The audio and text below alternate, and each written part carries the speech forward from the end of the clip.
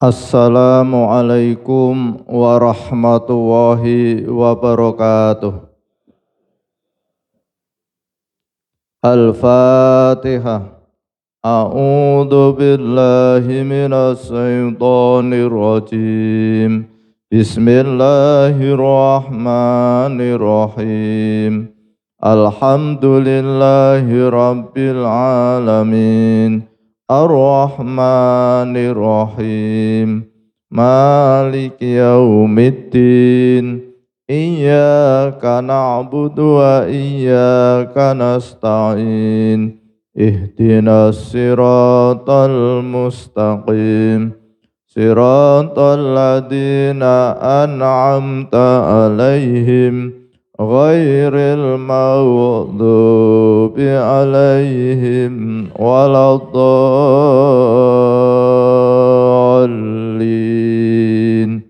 Amin. Bismillahirrahmanirrahim.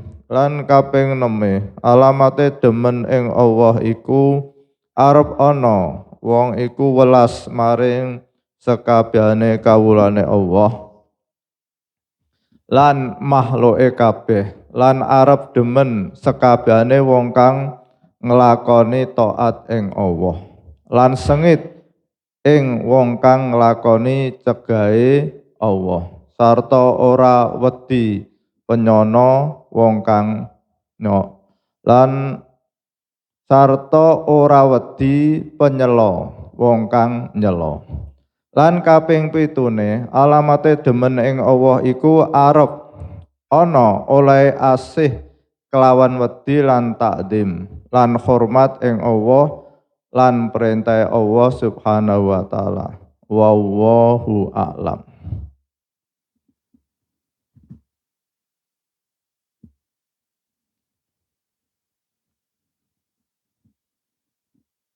Bismillahirrahmanirrahim. Bapak Ibu jamaah salat subuh Masjid Al-Hikmah Arya Mukti Pedurungan Kota Semarang yang dimuliakan oleh Allah Subhanahu wa taala. Alhamdulillahirabbil alamin, pada pagi hari ini kita tetap istiqomah mengkaji warisan leluhur kita, yaitu kitab karya Mahaguru Ulama Nusantara Simbah Ki Haji Sholeh Darat As-Samaroni. Semoga bermanfaat fid dini wad dunya wal akhirah. Amin Allahumma amin.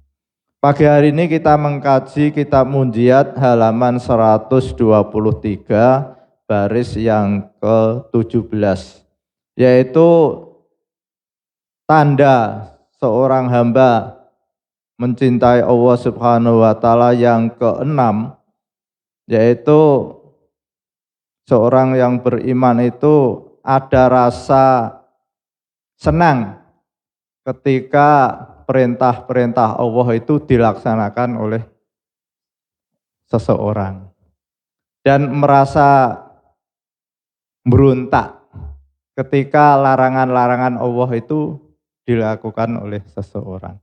Sehingga dalam hati kita itu ketika kita melihat ada orang rajin ke masjid, ada orang bersemangat untuk mengadakan kegiatan-kegiatan yang mana itu merupakan syiar dari agama Islam, itu kita ikut senang dan ikut mendukung. Itu barometer iman kita atau cinta kita pada Allah Subhanahu wa taala. Jadi ketika ada kegiatan-kegiatan yang mana kegiatan itu dalam rangka taat pada Allah Subhanahu wa taala, hati kita itu ikut senang dan berusaha untuk mendukung. Lalu ketika ada kemaksiatan atau kemungkaran itu dilakukan oleh seseorang, kita itu dalam hati kita itu kita berontak, tidak senang. Mosok larangan-larangan Allah dilanggar. Padahal ya seperti katakanlah sebagai ilustrasi, kalau kita mencintai istri kita, ketika ada orang misalkan hutang pada istri kita ditagih tidak bayar-bayar, pasti kita juga berontak.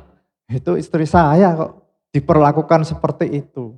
Dan begitu juga ketika ada orang hutang sama istri kita, lalu kalau ditagih langsung bayar, kita juga ikut senang. Nah itu kan beda terhadap orang lain. Kalau saya terhadap Pak Yudi, cintanya beda dengan istri saya. Kalau ada orang misalkan hutang sama Pak Yudi, dibayar, ditagih, tidak bayar-bayar, perasaan saya juga tidak senang, tapi kan beda. Itu ilustrasinya seperti itu. Lalu yang ketujuh, ini kita mencintai Allah dalam rangka mengagungkan, takdim, dan memuliakan Allah Subhanahu wa Ta'ala. Nah ini bagaimana kita dituntun oleh Allah Subhanahu wa Ta'ala itu di dalam ayat kursi. Ayat kursi ini kalau kita baca berulang-ulang sampai hafal dan kita paham, paling tidak kita tahu artinya dan memahami kandungannya, otomatis hati kita itu akan muncul kesadaran keagungan Allah Subhanahu wa Ta'ala. A'udzu billahi minasyaitonir rajim. Bismillahirrahmanirrahim. Allahu la ilaha illa huwal hayyul qayyum. La ta'khudhuhu sinatu wa la naum. Lahu ma fis samawati wa ma fil ard. Ma dzalladzi yasfa'u indahu illa bi'idnih. Ya'lamu ma baina aydihim wa ma khalfahum. Wala yukhituna bisay'im min ilmihi illa bima syaa. Wasi'a kursiyus samawati wal ard wala ya'udu khidzuhuma wa huwal aliyyul azim. Allahu la ilaha illa huwa. Tiada pencipta, tiada yang menguasai, tiada yang mengatur alam raya ini. Siapa? Adalah Allah Subhanahu wa Ta'ala. Jadi alam raya ini, bumi, langit, laut dan sebagainya adalah ciptaan Allah Subhanahu wa Ta'ala. Lalu yang mengatur adalah Allah Subhanahu wa Ta'ala. Yang mengurus adalah Allah Subhanahu wa Ta'ala. Lalu kalau kita bayangkan satu kerajaan diatur sedemikian rupa, katakanlah kerajaan Majapahit, sehingga tertib semuanya, rakyat sejahtera. Tapi ketika rajanya itu mati, maka penggantinya belum tentu bisa meneruskan kejayaan itu. Maka Allah memberikan kabar pada kita, lah kalau alam raya ini yang mengatur mati, hancur, maka di dalam ayat kursi itu Allahu la ilaha illa huwal hayyul qayyum. Al-hayyu yang hidup, yang tidak disentuh dengan kematian, hidup selama-lamanya. Itu Allah Subhanahu wa Ta'ala. Al-hayyul qayyum. Al-qayyum mengurus terus, diurus terus oleh Allah Subhanahu wa Ta'ala. Lalu la ta'khudhuhu sinatu wala naum. Tidak disentuh rasa ngantuk dan tidak disentuh dengan untuk tidur.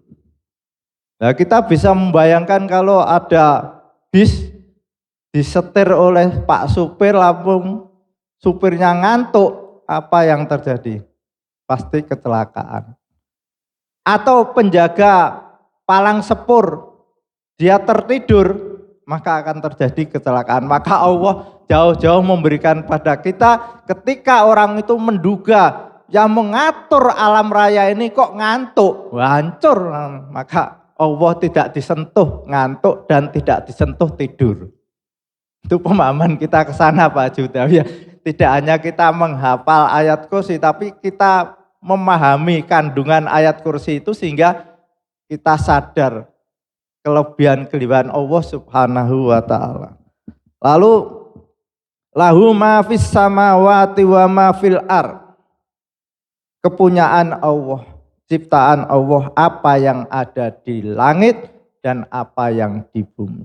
Jadi semuanya yang ada di langit dan di bumi ini adalah kepunyaan Allah Subhanahu wa Ta'ala. Sehingga kalau kita berulang-ulang lahu ma fis samawati wa ma fil ar, kepunyaan Allah yang ada di langit dan di bumi, maka kita bergantung pada Allah Subhanahu wa taala. Kebutuhan-kebutuhan kita bergantung pada Allah Subhanahu wa taala. Karena apa? Kepunyaan Allah yang ada di langit dan ada yang di bumi. Sehingga kita tidak merasa sedih dan merasa susah kalau ada sesuatu yang kurang pada diri kita. Karena kita yakin apapun yang ada di bumi dan apapun yang ada di langit ini ada kepunyaan Allah Subhanahu wa taala. Sehingga kita selalu mohon pada Allah Subhanahu wa taala. Man dalladzi asfa'u indahu illa bi'idnih. Siapakah yang dapat memberi pertolongan di sisi Allah kecuali tanpa izinnya. Jadi ketika kita ada persoalan-persoalan yang ada pada diri kita, baik itu masalah rezeki, baik itu masalah jabatan dan sebagainya, tidak ada seorang pun yang bisa membantu pada diri kita kecuali ada izin dari Allah Subhanahu wa taala. Sehingga selalu ketika keinginan kita ingin naik pangkat, kita ingin kaya, kita ingin sehat, dan itu terpenuhi, maka kita kembalikan itu adalah atas izin Allah Subhanahu wa taala. Walaupun ada perantaranya, kita ingin sehat, ikut senam AWS. Lalu kita ingin sehat, datang ke Pak Dokter, minum obat. Kita ingin kaya, lalu kita buka usaha perdagangan. Kita ingin naik pangkat, kita mendekati pimpinan kita. Semuanya itu perantara, tapi kuncinya itu bisa terlaksana karena atas izin Allah Subhanahu wa taala. Sehingga ayat kursi kita berulang-ulang itu dalam rangka semuanya kita kembalikan pada Allah Subhanahu wa taala. Wala yuhituna bisai'in min ilmi ya'lamu ma baina aydihim wa ma khalfahum. Dan Allah itu mengetahui apa yang kita cita-citakan dan apa yang sudah berlalu. Jadi masa-masa lalu yang kita lakukan itu Allah itu tahu dan tidak lupa. Lalu apapun yang kita cita-citakan, apapun yang kita rencanakan itu Allah tahu. Di belakang maupun di depan kita itu semuanya Allah tahu. Jadi kalau kita sebagai takmir masjid punya rencana agar masjid ini besar, agar jamaahnya banyak, agar bisa mensejahterakan umatnya, Allah itu tahu keinginan-keinginan kita. Lalu Allah juga tahu apa yang sudah kita lakukan 25 tahun yang lalu, waktu kita masih muda, sholatnya masih bolong-bolong, itu Allah itu tahu. Jadi perkembangan keimanan kita itu Allah juga tahu. Atau ada orang yang punya rencana ingin menghancurkan karir kita, ingin menghancurkan usaha kita, Allah juga tahu. Lalu ketika kita mohon keselamatan dari penderitaan, Allah mendengar itu. Ya'lamu ma baina aydihim wa ma khalfahum wa la yuhituna bisai'im min ilmi illa bima syaa. Kita tidak tahu. Jadi mereka tidak mengetahui sedikit pun dari ilmu Allah kecuali apa yang dikehendaki oleh Allah. Jadi kita itu tidak tahu rencana-rencana Allah yang akan ditimpakan pada diri kita, pada negara kita, kepada bangsa kita yang akan datang itu kita tidak tahu. Hanya Allah lah yang mengetahui. Kalaupun ada yang tahu itu hanya sebagian kecil dari ilmu Allah Subhanahu wa taala. Kita punya pemikiran, nanti 10 tahun yang akan datang bangsa Indonesia itu akan menjadi bangsa yang miskin. Kenapa? Nah, buktinya judi online itu merabah. Bayangkan kalau anak-anak muda ini dia tidak bersemangat untuk bekerja keras, tapi dia terbuai dengan iming-iming judi online, sehingga dia penghasilannya tidak seimbang dengan yang digunakan untuk membasang judi, lalu akhirnya dia harus berhutang lewat pinjaman online. Maka apa yang akan kita harapkan dari generasi kita? Misalkan kita punya pemikiran seperti itu, maka kita yakin Allah punya rencana yang akan datang dan kita tidak tahu apakah pemikiran-pemikiran kita itu sesuai dengan rencana Allah atau tidak, kita tidak tahu. Semuanya itu sudah ada perencanaan dari Allah Subhanahu wa Ta'ala. Kapan bangsa Palestina itu merdeka? Apakah Israel itu akan berkembang seluruh jazirah Arab? Allah yang mengatur semuanya, dan kita hanya diberi ilmu sedikit sekedar pemikiran-pemikiran sesuai dengan sebab akibat. Wala yuhituna bisai'in min ilmi illa bimasa wasi'a kursius samawati wal ar. Allah menjelaskan lagi bahwa kekuasaan Allah itu seluruh yang ada di langit dan yang ada di bumi. Apapun yang di langit dan di bumi adalah di bawah genggaman Allah Subhanahu wa Ta'ala. Semuanya sudah diatur oleh Allah Subhanahu wa Ta'ala. Dan yang terakhir, wala ya'udu khidhuhuma wa huwal aliyul adim. Dan Allah itu tidak keberatan, Allah itu tidak merasa berat mengatur seluruh alam ini dari langit sampai bumi, baik urusan manusia, urusan ikan, urusan ayam, semuanya diatur oleh Allah Subhanahu wa Ta'ala. Dan Allah itu tidak merasa berat. Dari Pak Haji Udawi terhadap istrinya juga diatur. Negara Indonesia diatur, semuanya diatur oleh Allah Subhanahu wa Ta'ala. Wa huwal aliyul adim. Dan Allah itu maha tinggi dan maha agung. Al-Fatihah. A'udzu billahi minasyaitonir rajim. Bismillahirrahmanirrahim. Alhamdulillahirabbil alamin arrahmanir rahim maliki yaumiddin. Iyyaka na'budu wa iyyaka nasta'in. Ihdinas siratal mustaqim. Siratal ladzina an'amta 'alaihim ghairil maghdubi 'alaihim waladdallin. Amin. Bismillahirrahmanirrahim. Subhanaka Allahumma wa bihamdika asyhadu an la ilaha illa anta astaghfiruka wa atubu ilaik.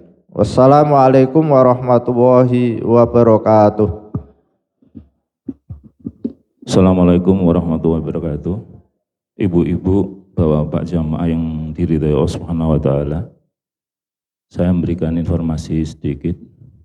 Tadi malam ada yang mungkin bertanya, kegiatan khataman kita Quran kalau pas Ramadan gimana? Karena kelihatannya jamaah itu nyaman, jadi seakan-akan besok Ramadan mbok diadakan seperti itu terus. Kami mempunyai pemikiran tetap malam Jumat tetap diadakan khusus hanya doa khatmil Quran. Jadi tetap kegiatan khataman itu dilakukan, pas malam Jumatnya kita tetap hanya membaca khatmil Quran. Karena apa ibu-ibu bapak? Yang ikut khatmil Quran ternyata 30% itu tidak ikut ngaji malam Jumat. Jadi banyak-banyak orang yang dari luar juga. Dan ini malah ada informasi yang bukan orang Arya Mukti, malah karena ikut kegiatan ini ikut khataman Quran. Jadi alhamdulillah bisa menjadi lebih baik. Kemudian kedua, apa yang disampaikan Pak Haji Fakhruddin hari ini mengenai pemahaman ayatul kursi itu sangat luar biasa. Kita tuh kadang hanya membaca tapi tidak mengerti artinya. Tapi kalau dengan mengerti artinya kan bisa memberikan pemahaman di dalam diri kita. Dan yang kita sampaikan nanti pada saat Ramadan, kajian Ramadan khusus Sabtu, khusus habis subuh, kita akan mengadakan pengajian terus khusus membahas Asmaul Husna. Jadi kita membaca tiap hari Asmaul Husna, tapi mungkin pemahaman secara satu persatu dari Asma Allah kita tidak tahu, belum jelas atau belum terang. Jadi nanti khusus bulan puasa, subuh kita membahas Asmaul Husna Pak Haji, dari bukunya Imam Ghazali. Karena apa? Yang disampaikan Pak Haji Fakhruddin, dalam Asmaul Husna itu ada sifat Allah yang menyampaikan Al-Basit, Al-Qabid, Ar-Rafi, Al-Mu'iz, Al-Mudil. Itu ternyata kan ada sifat-sifat Allah yang menyempitkan kita, melampangkan kita, menaikkan derajat kita, menurunkan derajat kita, kemudian memuliakan derajat kita, bahkan merendahkan derajat kita. Jadi semua sifat-sifat Allah hanya memberikan pemahaman kita bahwa apa yang ada di bumi kita, yang ada dalam kehidupan semua itu memang rencana Allah semata. Jadi semoga kita ridho dengan apa yang diberikan Allah pada kita, baik sakit, sehat, susah, senang, ataupun apapun kita mencoba ridho dengan apa yang diberikan Allah Subhanahu wa taala. Terima kasih, nyuwun pangapunten. Waalaikumsalam warahmatullahi wabarakatuh.